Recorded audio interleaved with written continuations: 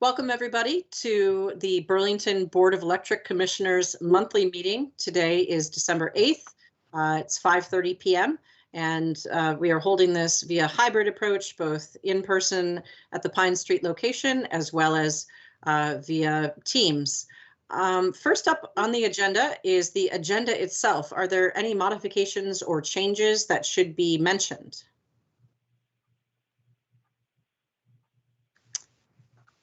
Okay, hearing none.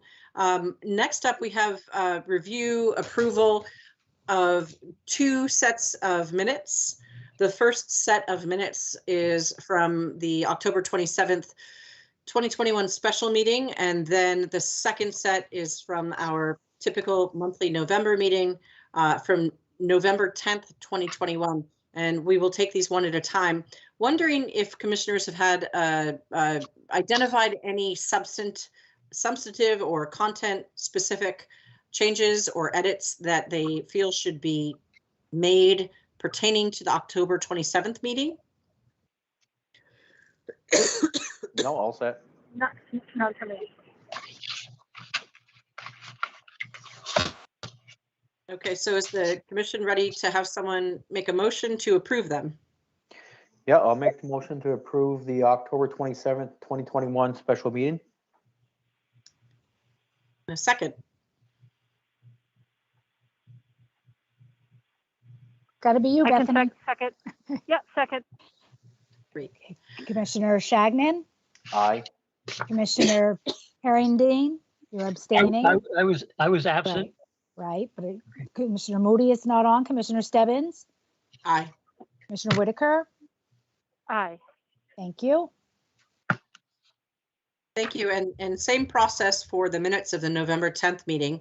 If there are any substantive edits or corrections to be made, now is a great time to raise them. If there are just sort of typo edits, great to have you send them to the clerk separately via email. Any edits or changes needed? Nope. So if someone would like to make a first and a second. I move that we accept the minutes of the November 10 meeting.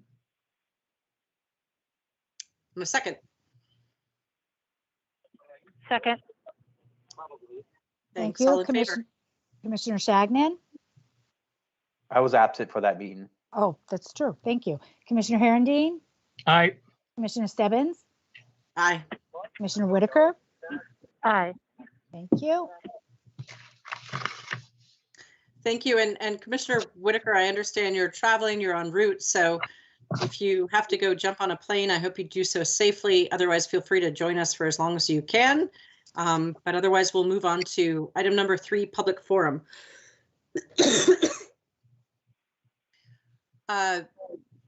Is there anyone from the public either online, Lori, or in the Pine Street office today? I do see someone on, Kathy. I'm not even going to try the last name. It's ZHOU. So I think Kathy is here along with, actually in the room here, Thomas Maloney as our bond counsel for the revenue bond item. And I can report, other than myself, Emily, and Thomas Maloney, there is no one at the Pine Street offices. Okay, thank you. Welcome, Scott. So while they are members of the public, they're here for a specific purpose. And so just for anyone who might be viewing this at a later hour, please know that you can always reach out to Burlington Electric via our customer care team or to any of the 5 commissioners or the general manager. Our contact information is up on the website. And we do encourage hearing from you. We really appreciate it. It helps us to understand what the community would like to see from us.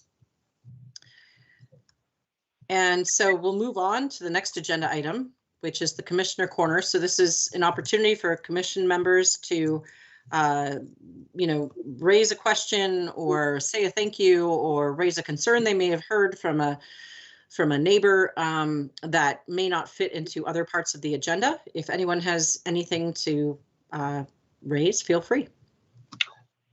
Victory lap. Congratulations, everybody. Yeah, congratulations. Yeah, second that, congratulations. Also here. Yeah, kind of crazy how one went down in flames and the other got such a good response. We're not surprised. No, it was a lot of hard work. About our and, side. About our side. Thank you, team. Thank you very much. Yeah, good job. Onward and forward, right? Yeah, now you guys get to really get to work. Anything else?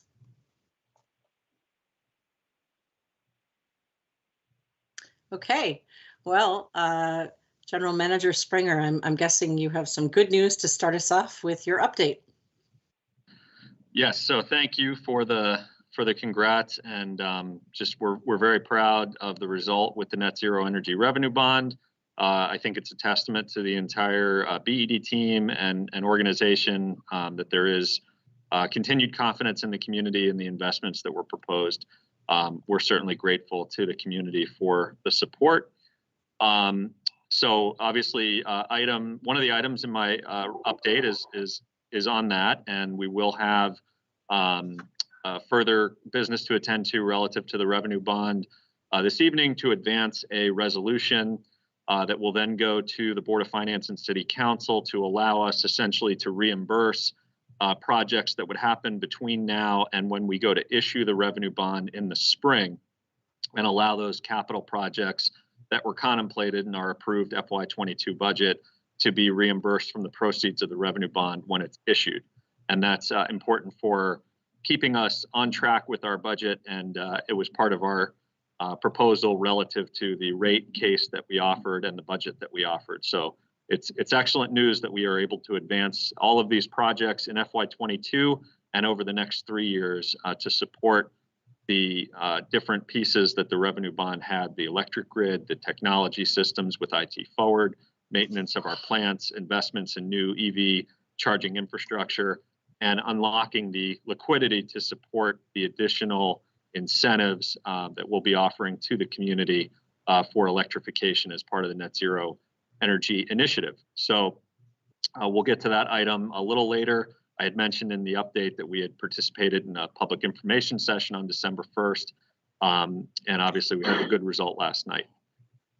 Other non-revenue bond items, we participated, myself and Jen Green, today with V-Light, which, if folks remember, V-Light is an organization that came out of the merger of GMP and CVPS a number of years back, and is able to use Velco equity to support the state's energy goals and support low and moderate income customers. And so there's an opportunity for us, which we've applied for, to receive grant funding to support partnership with Car Share Vermont and with the Champlain Housing Trust.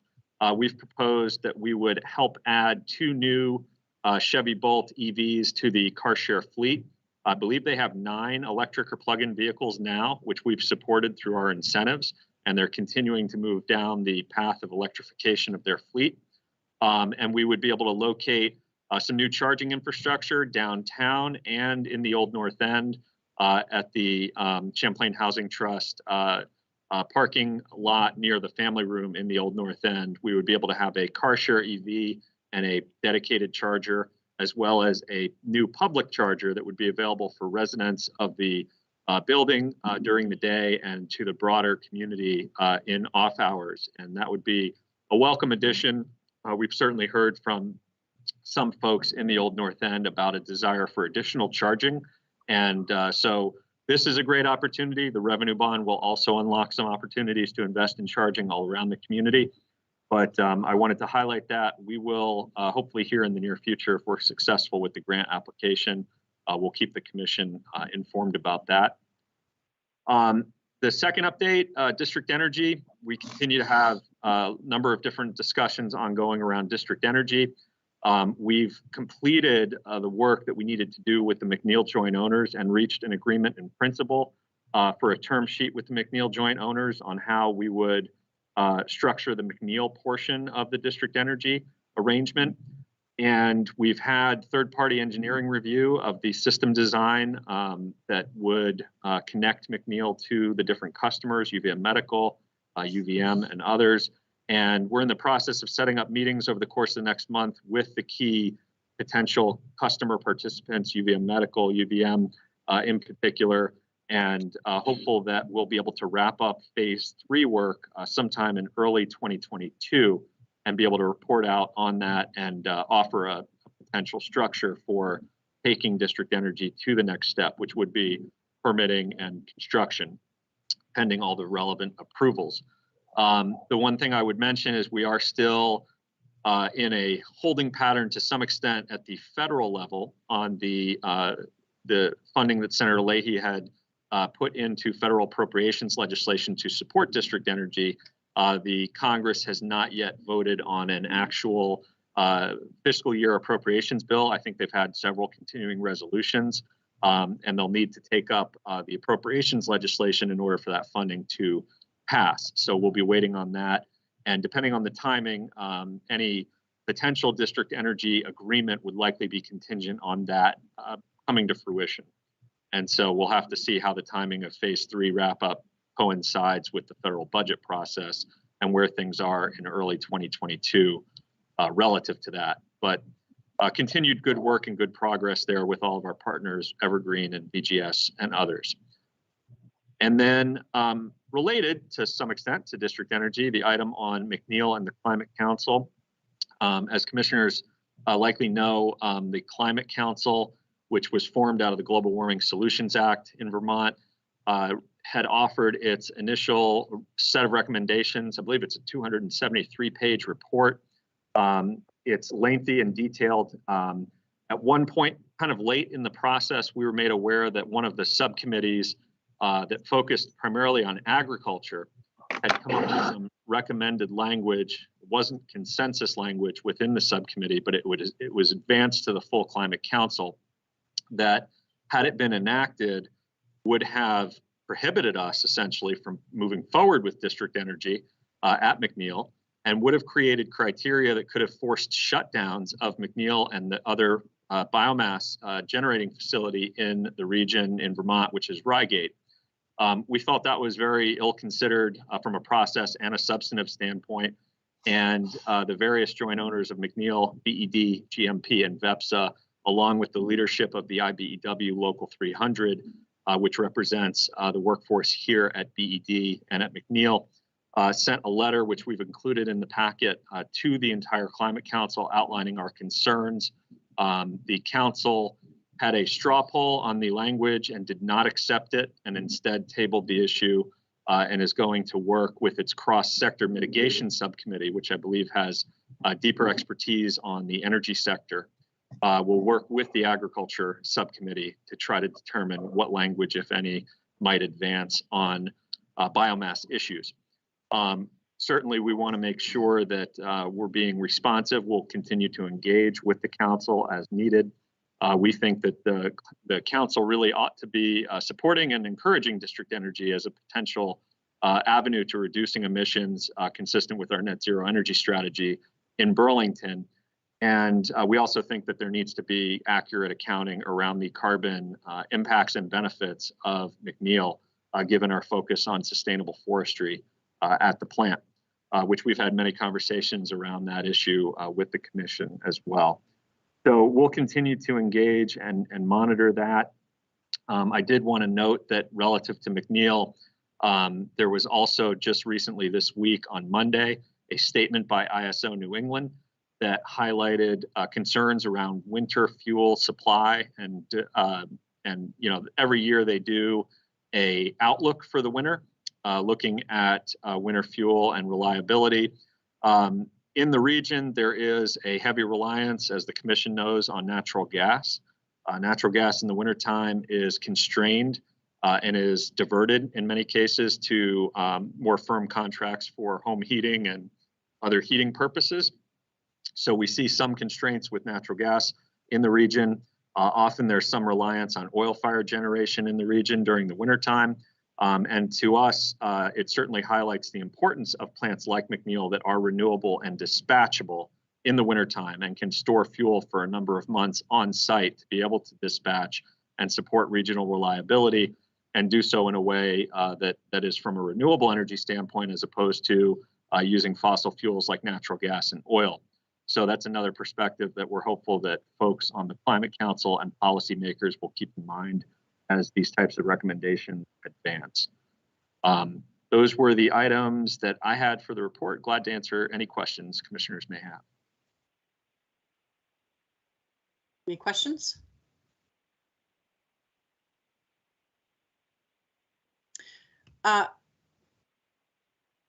It's good that you caught that. You know, that the commission has been, or rather the Climate Council has been moving really, really quickly. And there are a lot of different moving parts, different people with different meetings. So that would have certainly been challenging to not even see where the opportunities for district heating could go. I note that you have several comments in the department highlights about various interviews, and I'm just wondering if you could provide any sense of like potential end dates. It looks like you guys are making progress, but just wondering when the staff who's currently at BED might get some relief. Well, I can mention that we have made a successful offer to bring on a finance director who we anticipate will be starting in mid-January. We're not at liberty yet to announce the individual who's been hired for that position, but that was good news recently in that search process. And Emily has been leading a number of search processes related to particularly our IT team. Those are active, and in real time, we are working to make potentially several offers to folks to come on board for IT positions that are open. So certainly there's been, you know, and this is not unique to BED, there have been some challenges from a workforce standpoint during the last several months. We've had some turnover in certain areas. We also have had opportunities to bring folks in. People are in some cases considering moving to Vermont from other states, which wasn't necessarily always the case when we were recruiting and is of interest. The city is currently actively considering a long-term remote work policy, which may help support us in recruitment and retention. And I just want to, again, commend Emily's work with the finance team and the IT team in the interim. And we're hopeful, certainly come January, February, we'll have some additional folks on board and have some new introductions to make, perhaps at the next commission meeting or the one after that. That's great news. And thank you, Emily, for just continuing on. I did want to note it's good to see that the arrearages are starting to come down. I mean, it's still over 1 million, and wondering if you're seeing pretty good uptake with the VCAP and VRAP, and if there's anything we can do to try and close that gap more by helping connect, you know, bill payers with the opportunities that are out there due to COVID. Yes, so I think we've had around 500,000 total of assistance that's been provided through VCAP 2.0, as we've been calling it, and then the VRAP program, which is supporting renters with income qualifications.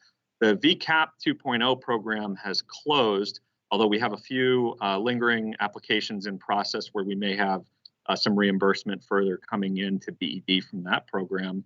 VRAP, as I understand, is going to continue likely through the fiscal year, if not perhaps even longer, depending on funding. And then I'm aware that there may be some additional assistance for income qualified homeowners as opposed to renters, perhaps through a VHFA program that may be coming soon. So I know that our team, particularly in customer care, is working very hard to move customers through the process with those various state programs.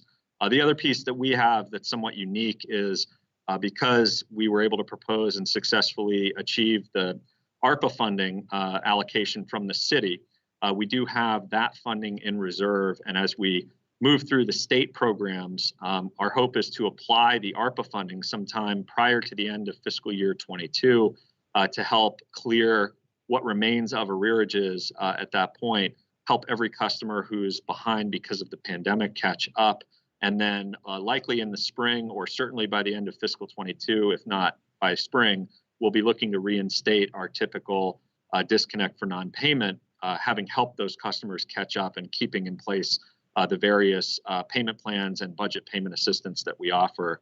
The other thing I would just note is for customers who may be watching or for commissioners to continue to talk about with potential applicants, is we have our energy assistance program open.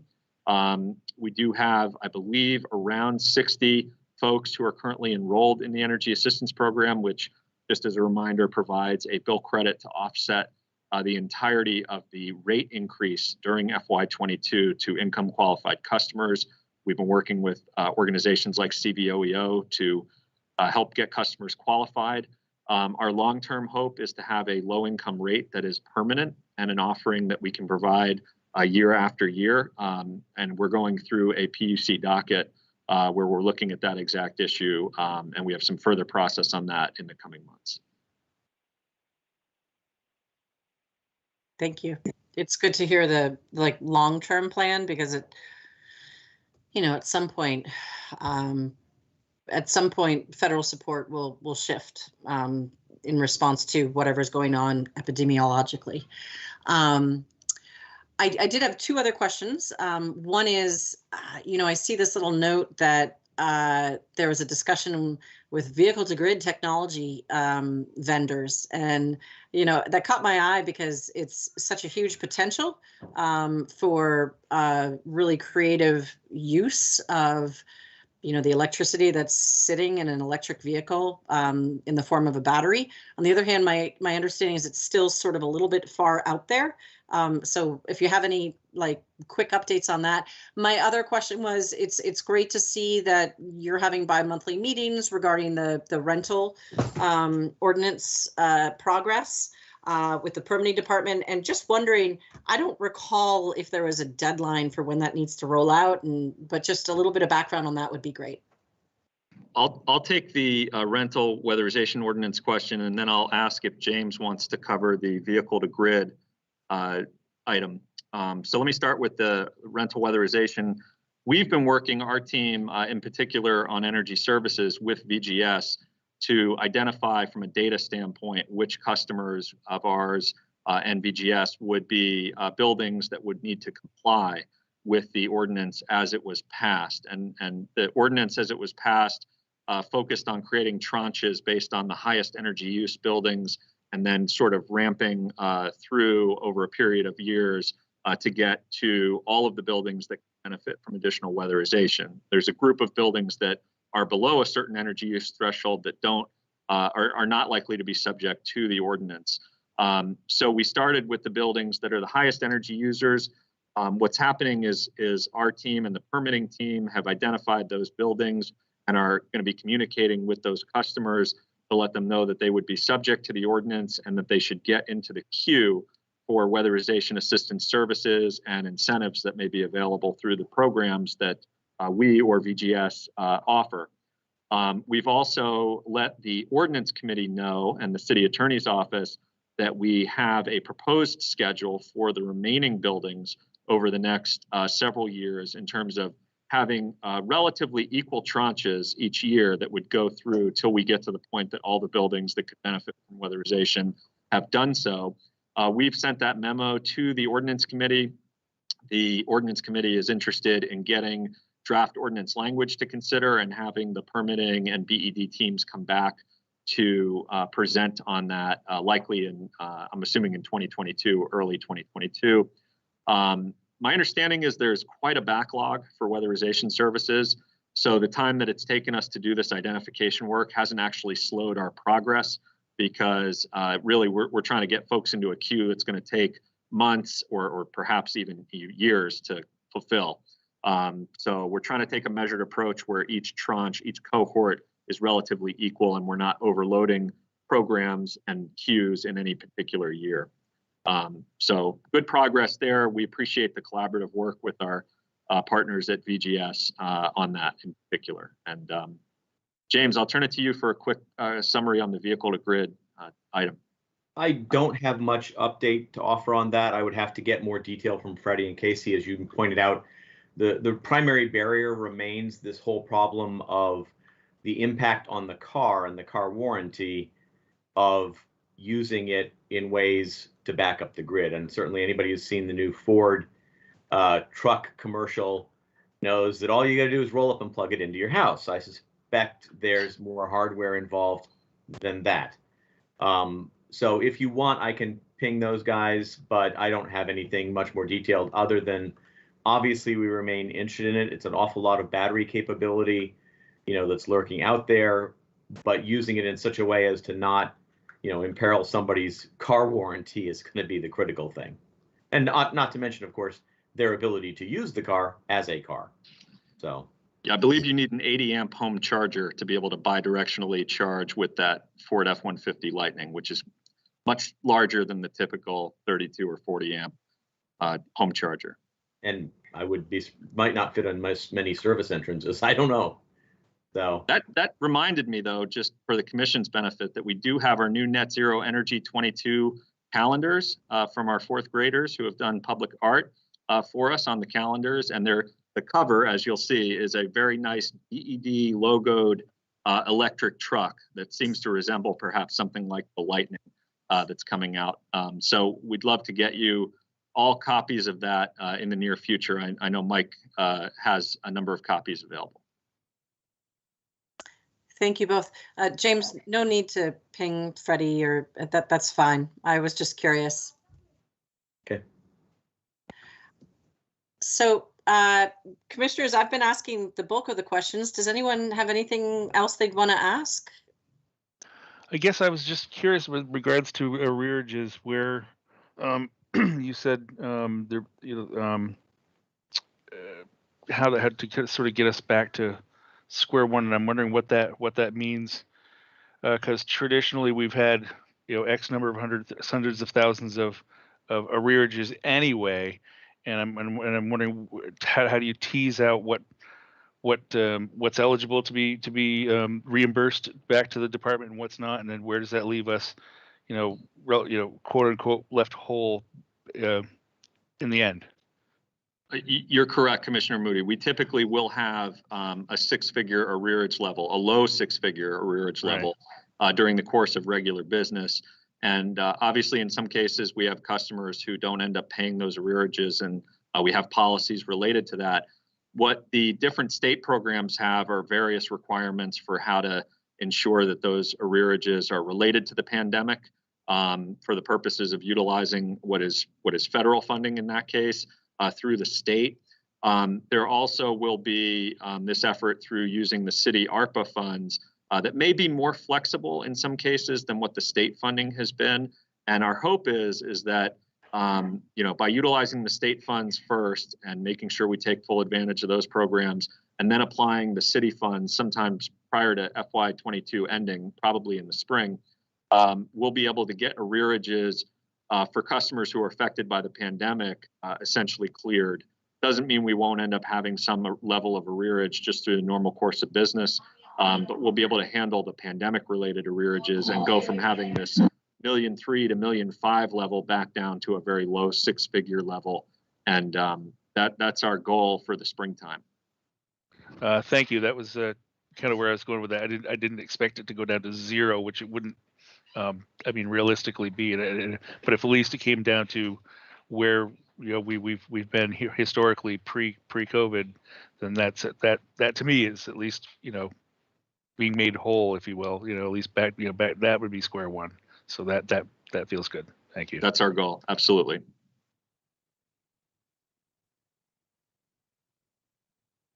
Anything from you, Commissioner Herendeen?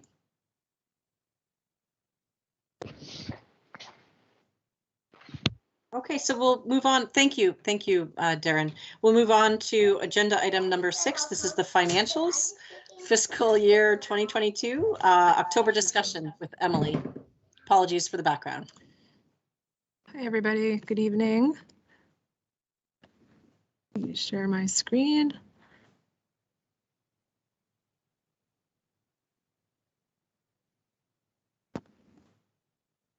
Okay, so I'm going to give you first an update on kind of our analysis of the deviation of sales to customers compared to pre-COVID levels. Again, there may be some underlying load growth or decline here that's hard to see, but I think I last gave you an update on this in October, which was through August. So we're now able to see here September and October, where overall system loads were down, or sales to customers were down about 2%. Again, consistent with throughout the pandemic, residential sales above kind of pre-COVID levels by about 3%, commercial down about 3%, the aggregate down about 2%. So definitely a change this fall, well, at least through October, compared to where we were over the summer, which is overall good news. But just wanted to share that update. I'm going to switch now to the financials. Just give me a moment.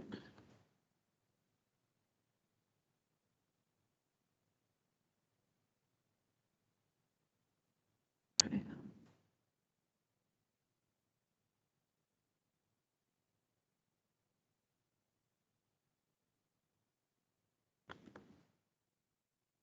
Right, hopefully that was successful. You can now see the PDF with the summary income statement.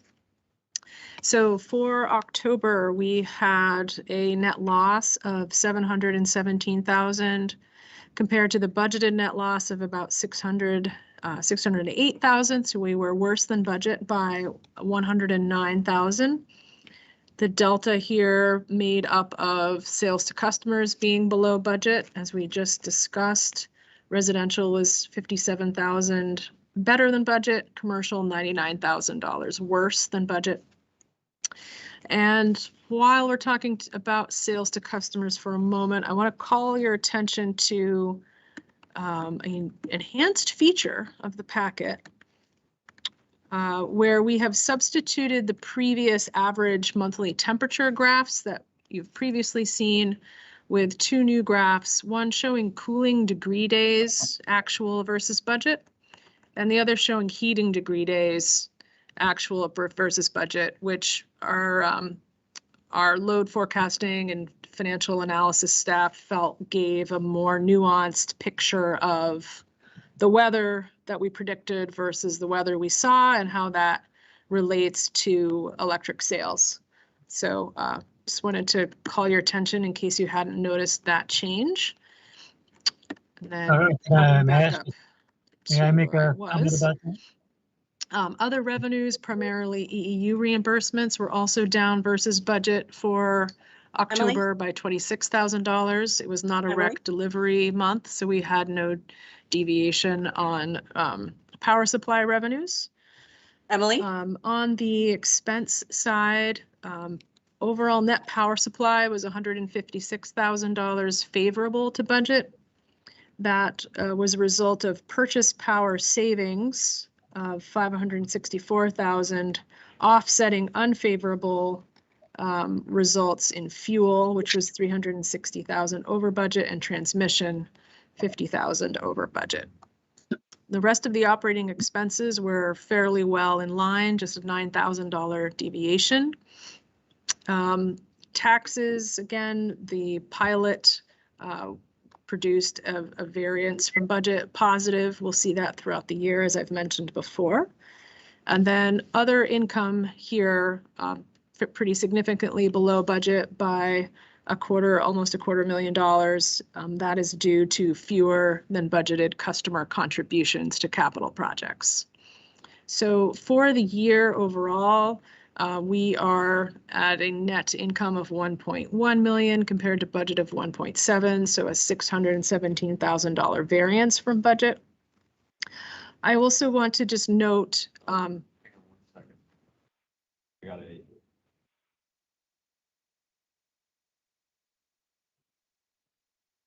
Oh. Is your volume up on your sound? No. I think Yours is off. Mine's off. Oh. Sorry. Sorry, Emily, there was a question a little bit ago from Commissioner Herendeen, and I see that you have your little headphones on, and I'm guessing it's so you don't have reverb in the same space. But sorry, Commissioner Herendeen, did you want to ask a clarifying question? Let's go to the end of the statement, and then I'll come back in. Okay, sorry, Emily. Thank you. No, I apologize. Darren was using the sound on his computer, and then when I presented, we switched, and I failed to turn my volume up. So we had no incoming sound from the commission. I apologize for that. And Darren saw that. All right, where was I? So on year-to-date overall net income results, I just wanted to let you know about an error that we made in September when we reported to you. We reported that September sales were a lot better than budget. We hadn't concluded all of our external financial reporting at that time. And through the process of that reporting, we found our mistake. So September sales were not as good by about $600,000. It was a pretty significant mistake, and it was in the estimation of unbilled revenue that we do on a monthly basis. Every month we know what we billed, but then we know there's a portion of electricity that we've delivered that we haven't actually billed yet for that month, depending on where the billing cycle falls against the close of the fiscal period. So that was the source of that error. So for those of you who are keeping careful note, the delta to budget is not as good as it might seem given where we ended and where I reported to you in September. So that concludes my piece on the operating, on the income statement, and Commissioner Herendeen would be happy to take a question at this time. Well, okay, it's about the heating degree day Yes. display, which I think is great. But then I also asked myself, gee, what's the temperature? So I would propose you just put in the fine print what the reference temperatures are for those. I think it's 65 for heating, and I'm not sure what it is for cooling. I see. Yes, happy to do that. Okay, thanks. Regarding the $600,000 discrepancy, so it sounds like part of that is a timing issue in terms of when you sent the electricity and then received the bills. Am I understanding that correctly? And if so, why doesn't that happen more often, or what are the mechanisms put in place to not have it happen in the future? It is a timing issue in that the estimate can vary, but there is always an estimate that we make because the billing cycle never completely aligns with when the month ends, right? So, and really the way that we catch it is in the way that we did, right? Which is comparing the unbilled estimate from the month before, and it's always within a certain range. And like when we saw it, we knew that that was off because it was way out of the range of normal. So it is timing in that respect. It's not timing in the sense that we will make it up in some way by the end of the year, if that makes sense. Sorry. I know we've got to coordinate sound. I just wanted to note on the operating income and net income. I don't know if we touched on this, but the assumption I think in the budget relative to other income was that there would be some of the arrearage funding was essentially captured in the other income category when we budgeted. It's not treated as other income as we're going through the year. And so the delta with other income, in addition to customer capital projects being reduced, as Emily mentioned, is also going to reflect throughout the year that the arrearage funding that's coming in, even though as we apply it, it will eventually have a positive relative to our cash balance. It's not really treated as income because those are sales that have been made that are now being covered with cash. So you'll see this delta throughout the year with other income. What it actually means, though, is if you look at the operating income, we have a positive variance of over 700,000 year to date, which means we're actually performing better than we had expected on operating income, including on sales. And as you'll see reflected later in the presentation, that's having a positive impact on some of our ratings metrics. Just wanted to call the Commission's attention to that. Yeah, thank you, Darren. That's an important clarification. Certainly this month, it was the customer contribution that variance, but overall for the year to date, that's exactly right. That there was some other income that was not customer contribution assumed. So that will be a variance. So I'll move Thanks. to capital spending now. Through October, we were about 18% spent on the capital budget, mostly due to the timing of various projects, which are noted here. Oh, I will also make a note. I'm not sure if I've mentioned this before. We had budgeted for transmission equity purchase of $1.1 million as a capital item. We requested and received approval from the Velco CFO forum yesterday to defer that purchase into FY23. When we prepared the budget, we were planning to bond for that equity contribution, which we have done so in the past. That would be a taxable bond issuance, however, and it's a relatively small amount of a bond issuance, and so doesn't market particularly well, as I've been advised. So we've decided, in terms of managing cash flow, we have the ability to defer equity purchases for up to 2 years under the terms of the Velco owners agreement. We've exercised that option. We will be taking a portion of our equity using cash that would have otherwise been returned to us for a specific facility buyback, and then deferring the rest until FY23, when we will include it in the FY23 capital budget. So that variance you see here in transmission will remain throughout the fiscal year. So the benefit of that approach is a cash flow benefit for this year. What does it mean for next year in terms of any potential impact? I think for next year, we now know we have the revenue bond approved, right? And so our overall financing plan, we have now all of the elements in place, right? For the Okay. 3 to 5. That's where I thought you were going. You just didn't say it exactly. Okay. Right. I mean, it's not hugely significant, but we also budgeted for dividend income, right, from that equity investment. Since we're only making half of what we planned and we're deferring half of it for 6 months, we'll be taking a dip on our dividend income, but overall the deferral is more helpful from a cash balance than the loss of the dividend income. So now coming down to cash, we are, as of October, we had $9.2 million cash on hand.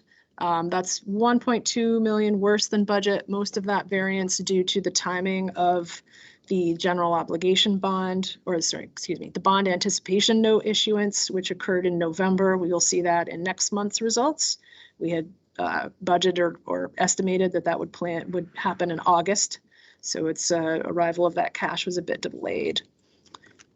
And here are the credit rating factors: 4.29 for the debt service coverage ratio, 1.10 for our adjusted debt, and 108 days cash on hand.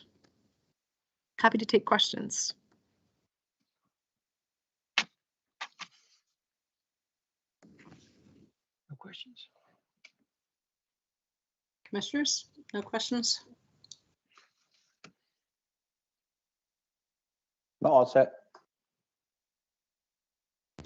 Any Good. forecasts in terms of what you expect to see? I mean, it's been a mild winter thus far, which is, I think, partially why you provided the heating degree day comparison to budget. Any thoughts in terms of what we're likely to see over the next 4 months with regards to how we compared to last year with COVID revenue compared to like typical year? Because you have a crystal ball. I mean, You can say no. Yeah, I dare not predict sales to customers and will not do so. I'm just happy that the fall has been a more typical in terms of particularly the institutional activity. That's such an important source of revenue from our commercial customers. I can just say in terms of forecast, our last meeting on this just earlier this week is that we're essentially tracking to budget at this point in terms of where we think we'll be able to end the year. Okay, thank you. And thanks to your team. Next up, we have the revenue bond reimbursement resolution. This is a discussion and a vote. And I believe Emily, you're also teeing this up, but with participation. Yes, I will make the briefest of introductory remarks and then turn it over to Thomas Maloney, our bond counsel. Who is currently vertical.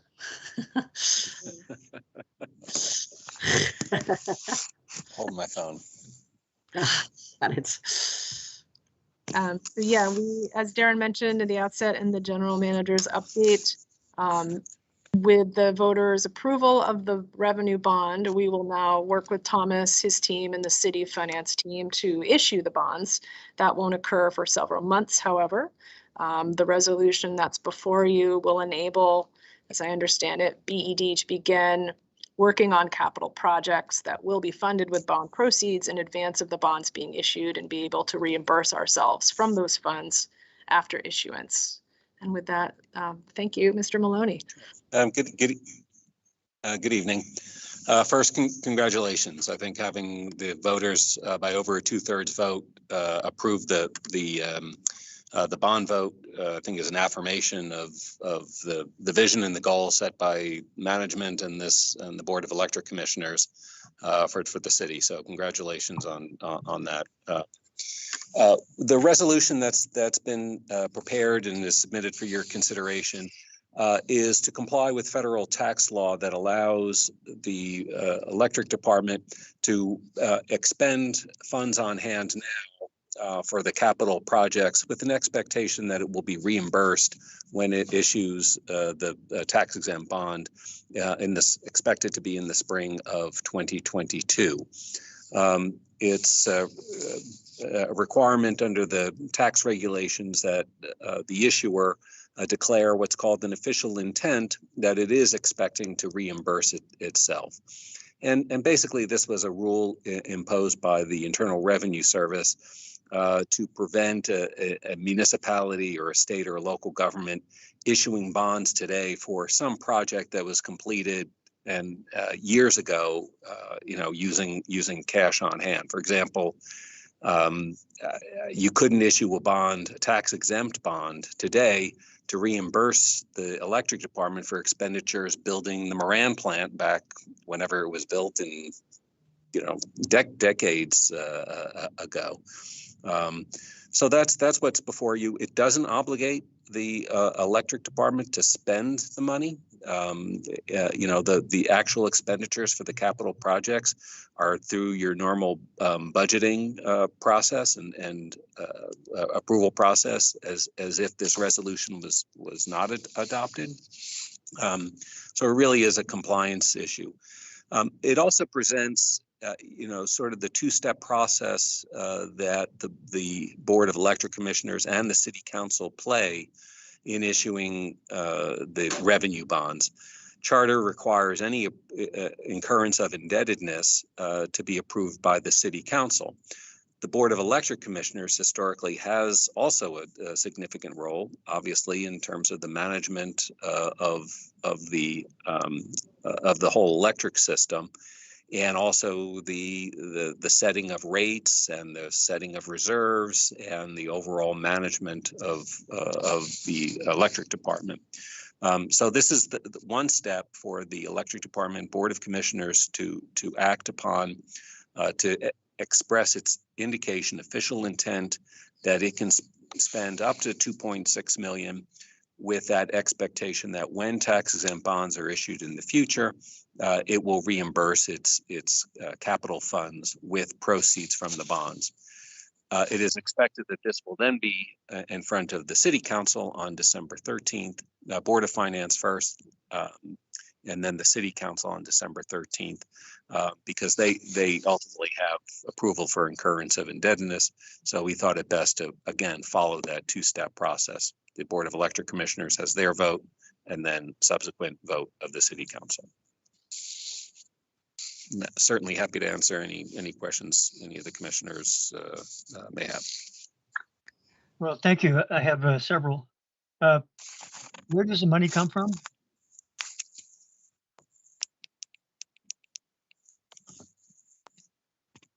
Could you repeat that, please, Commissioner Herendeen? Yes. What's the source of the money? The source of the money to being that would be spent now would be your own funds. Funds on hand that are earmarked for capital expenditures.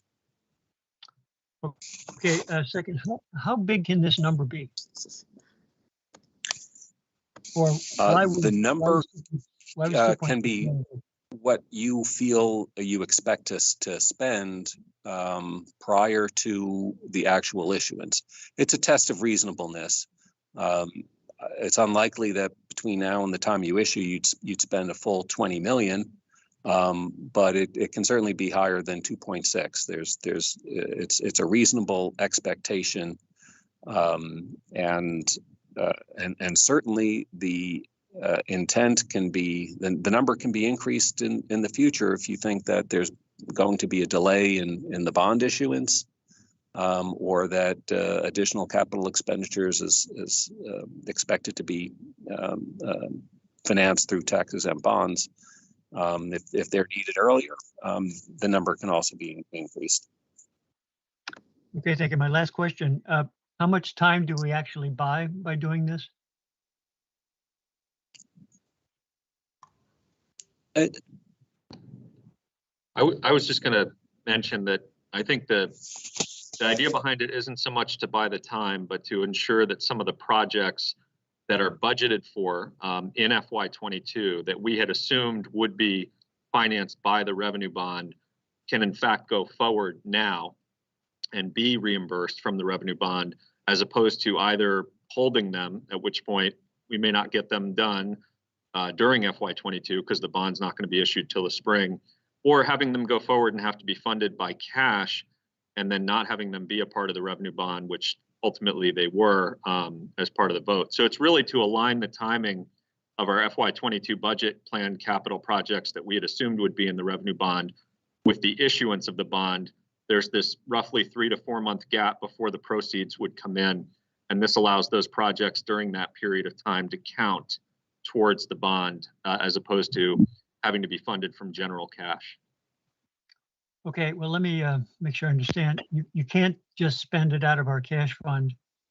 So the money comes still from internal funds. We're not going to borrow money to fund this until we get the bond, or are we? We are not going to borrow. We're going to use our cash on hand to fund them, and then we'll have it reimbursed from the bond. So there's no borrowing beyond the revenue bond itself. Right. It's just allowing us to front up to 2.7 million of our own cash towards the eventual payment. That's all. Okay, thank you. Got it. And so, we currently have cash on hand 108 days per Emily's report. And we also just, had part of the report say that there's we're slightly lower than budget because we're still waiting for a bond to come through. I guess my question is, what are the risks potentially in terms of balancing the cash on hand and when the, bond might actually kick in the spring? Yeah, I would say that we have received the $3 million from the bond anticipation note that was issued in November. So the next report I give to you in January on November's cash balance will show that addition, okay. Right? So the timing of it was off, but we have received it. It's in our bank account now. So we have an additional $3 million influx from the general obligation borrowing as budgeted. So that reduces sort of you know, we're at the lowest point, right? October results were the lowest point for cash, right? And then, sorry, your other question, right? So I think the risk that, I think given the supply chain delays and equipment delays and materials delays we've been experiencing, the risk that we will overspend more than we budgeted on these capital projects, that they will somehow advance more quickly than we had anticipated, is quite low. And in fact, I'd say, you know, the likelihood is that we may not spend the 2.6 million that we've budgeted, and that things will be maybe need to be pushed into FY23. I'd also point out that the cash flow we're proposing here, where we begin expenditures on projects using revenue bond funds in anticipation of the bonds being issued, was the cash flow that was presented to the commission as part of our budget and was approved. So we budgeted for the timing of these inflows to match the timing of the capital expenditures, sort of having this plan in mind, right? That the bond vote would occur in, we thought in November, but it turned out December, right? And that we would seek this resolution, this approval of this resolution that would allow us to begin spending earlier. So we're sort of sticking to our budgeted capital spending plan. And just curious, the specific projects that you're thinking of to kick off with? There is a full list available, I believe, on the mayor's website related to the revenue bond. The specific ones, like first up in line, I believe, are in distribution mostly. Don't know if Munir is on the line, and if you want more detail on particularly which, you know, lines, switches, or transformers are being replaced, but those are the ones that I believe, okay, yeah, we're waiting on, and we would begin immediately. Thank you, Emily. Other questions from commissioners?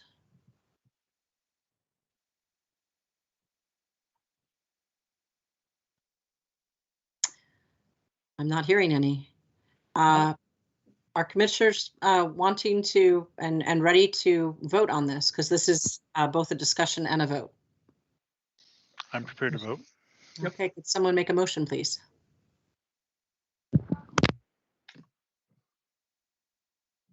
Okay, well, I move that we approve this resolution, which relates to the authorization for reimbursement from revenue bonds for electric department capital improvements. Second. Second. Commissioner Shagnon, Aye. Commissioner Herendeen, Aye. Commissioner Moody, Aye. Commissioner Stebbins. Aye. And I'm not sure, is Commissioner Whitaker still on? I do don't not believe so.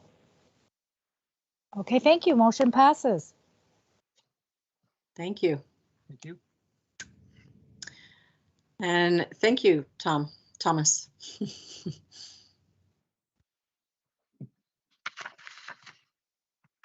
You're muted, Thomas. Sorry, I was muted. Thank you. Kathy Zoe, who's on the line, is my colleague at Paul Frank Collins, and we look forward to being before you again as this bond vote proceeds, or the bond issuance proceeds. So again, congratulations, and we'll see you again. Thanks. Thanks. Thank you, Thomas. Have a good night.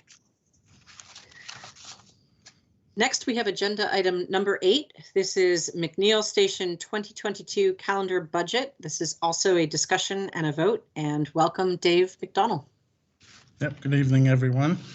McNeil operates under 2 budgets, a fiscal year budget for BED and a calendar year budget for the McNeil joint owners. The McNeil joint owners approved this calendar 22 budget on Monday, December 6th.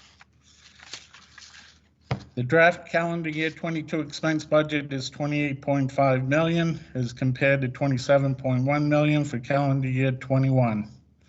The calendar year 22 budget is approximately 1.3 million more than the approved calendar 21 budget. The increase can be explained by an increase in the fuel expense budget of 584,000. In calendar year 21, the wood tons were budgeted for 419,000 ton, and the price per ton was $27.85 per ton for an annual average. In calendar year 22, we have budgeted 420,000 ton, and the price per ton is $28 per ton to accommodate the current wood chip market. The remaining expense budget increase of 781,000 is due to the rising cost of material, labor, planned calendar year 22 annual overhaul, and rising property tax. The capital budget for calendar year 22 is 2 million as compared to calendar year 21, which was 1.5 million, for a difference of 500,000. The main reason for the increase of our capital budget is we did not have an annual overhaul in calendar year 21 due to COVID. We last had an overhaul in September of 2020. Our next overhaul is approved by ISO and starts on April 23rd, 2022. Are there any questions? I am seeking the Burlington Electric Commission approval of the calendar year 22 budget for the McNeil plant. This is a general question, but when I looked at this, I went through it in some detail, and then I once again asked myself, what's the prognosis for McNeil in its golden years? The prognosis is we keep moving forward. We keep updating the equipment. For their capital upgrades this calendar year of 2022, we have to upgrade our stack monitoring system. We're updating turbine controls that due to the age of the turbine controls, we're finding it harder to get parts. Like anything, we keep replacing things as needed. We keep prioritizing different parts of the plant. I know I can't really ask you for a number, but I do think about it when we think about how you've made it a strong case, Darren and others, about how necessary this plant is to New England today. And of course, it's crucial for district heating. So I just naturally wonder when I see large pieces that have to be fixed, replaced, and so on.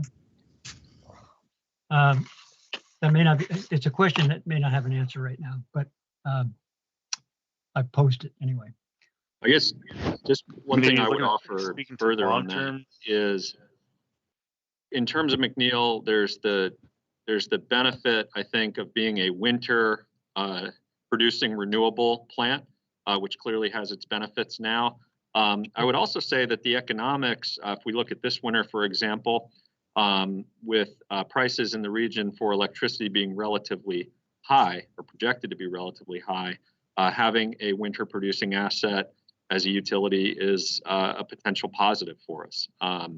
So I think, we have to balance the need to continue to invest in the plant so that it can operate efficiently and productively with the economics. I think we saw during COVID, the economics of the plant were maybe as challenging as they've been at any time, certainly that I've been involved, in terms of we had relatively low demand, low prices in the region, and all sorts of challenges with supply chain.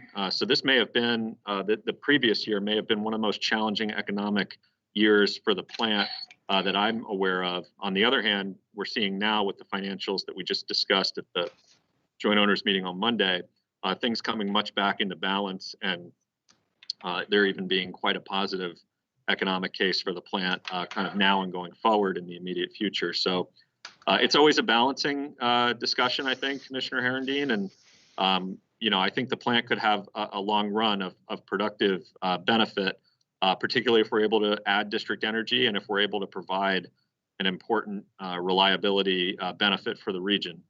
But we'll have to keep an eye on all the financials, obviously, and make sure things are lining up appropriately. Actually, I'll sort of apologize. It probably has some reference to my own personal state. It's not so much that the income is going down, it's that the costs are going up. That's what happens in old age. And that's what I'm asking about, but I understand there's no really good answer for that.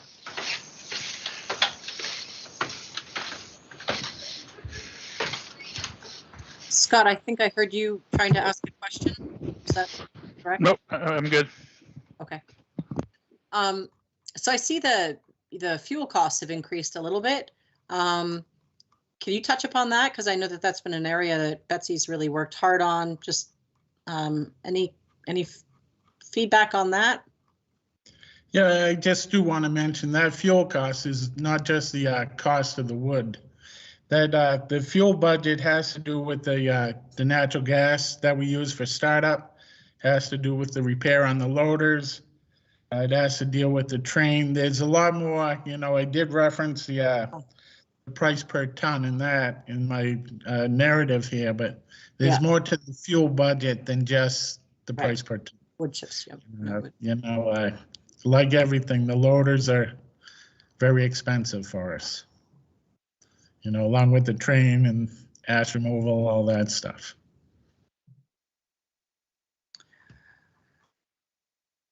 I hear Commissioner Herendeen's question. I always wanted the same thing, you know, from the 80s, and here we are in 2021. I kind of view it the other way. I'm like, yes, please do keep repairing it, because that's how you make it so it keeps working. But I do hear in the back of my mind, you know, there's a finite time period for every plant. So just thank you for keeping this one healthy and productive.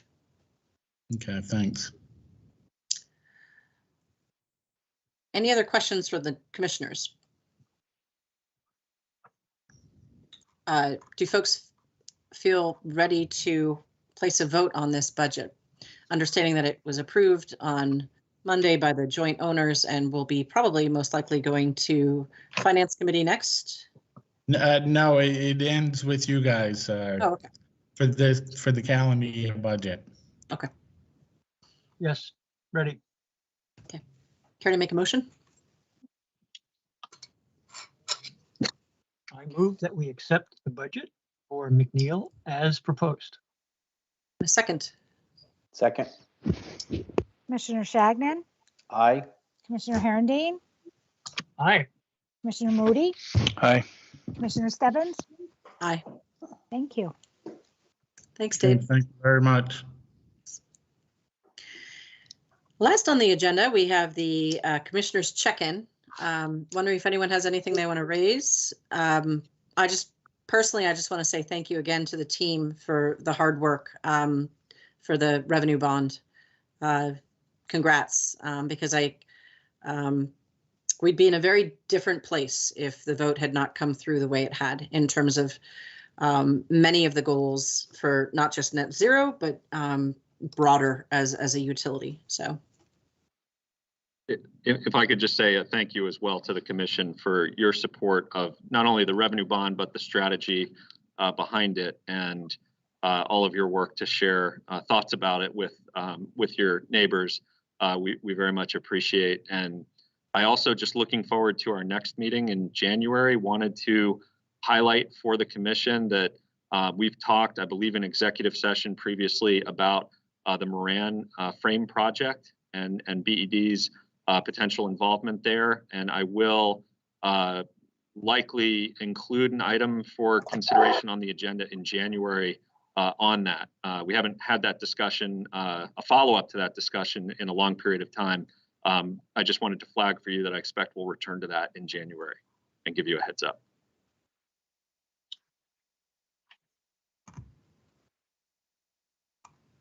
Anything else from commissioners?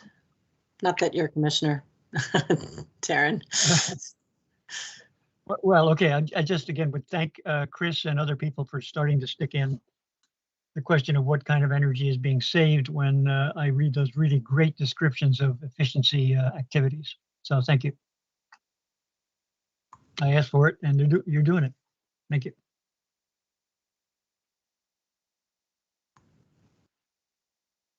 And that stuff is, by the way, inspirational reading. It's really great.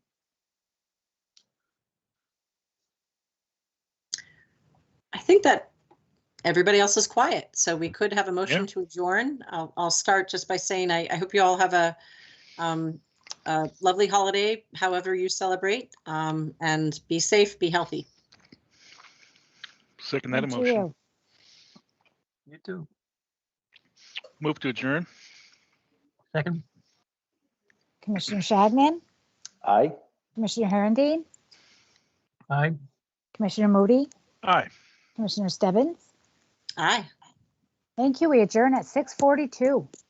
Wow. Thank you, on time. everybody. All right. Be well, everyone. Thank you. you. Thank you.